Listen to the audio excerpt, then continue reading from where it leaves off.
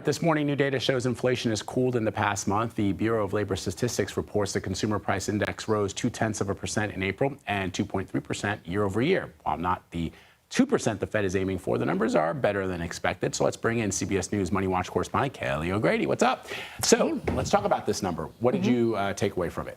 Look, any other time in the economy, this would be a really good report. And look, it is a really good report. Yeah. This annual inflation number is the lowest that we've seen since February 2021. So that's good. This is really good. Okay. And actually, if you kind of peel back the onion, groceries, food at home, that's how the report characterized it, actually dropped. Yeah, I see more eggs. Down. I see them. They're yes, available. They were down It used to be 13%. at Trader Joe's, you could only get you could only buy a dozen. Now they've upped it to 2 dozen. You're allowed to take 2 dozen. An embarrassment of riches. But look, so yeah, anecdotally, I see the evidence. See it. Yes. The thing, though, is that the question of these tariffs. And this is the first month where we're starting to see a little bit of what came on in February. Remember, there was the 10%, then it was up to 20% on goods coming from China. Vehicle parts, where do most of those come from? China. Right. That was actually up 2.2% month over month, and that far outclipses the average of 0.3%.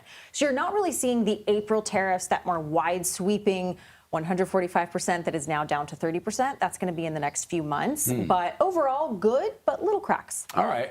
So the talk around the tariffs has now moved to not only this trade deal that the president signed with China, this pause on those trades. India is now considering tariffs on goods to the United States to counter the administration's levies on steel. India, of course, is one of the largest steel producers in the world. What do you make of that?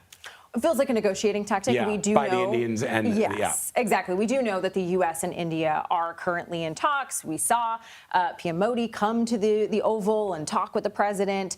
The steel one is interesting for them because we do get so much of our steel from India. Of course, the president wants to bolster the domestic industry. You and I have talked about this before. There's not nearly enough energy in this country yet in order to be able to do that, what would require all of that manufacturing.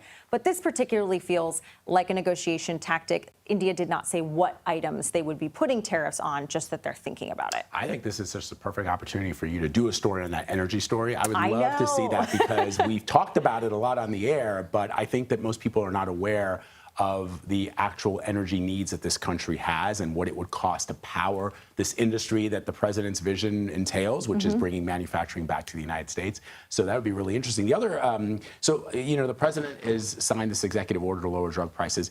I think it's so hilarious that, we see people saying, well, my drug prices are going to come down tomorrow, when no, they're not. The executive orders are used generally to compel federal agencies into action. A private business owner or a private company, usually you need an act of Congress. Companies follow laws, not executive orders. So, so that's sort of interesting. And I want to know what kind of effect it's having on the market with regards to pharmaceuticals. And then there's a story about the United Healthcare CEO stepping down and it's suspending its 2025 forecast. What does that mean? So on the drug prices first, it's hard to tell if this is even going to be legal. To your point, we did see pharmaceutical stocks really take a nosedive yesterday. There's also this talk of tariffs in terms of pharmaceuticals and wanting to have more of that manufacturing in the U.S. On the United Healthcare front, it's really about more people that are in that Medicare bracket going and getting more surgeries and procedures that they put off during COVID. We're sort of seeing an uptick across the board. That's not something that they had in their forecast. And then, of course, the CEO piece, it's hard to say what's going on there. He's stepping down for personal reasons, and a previous CEO is coming in and taking his spot. Wow. All right. Interesting stuff. Kelly, always great to have you. Thank you very much.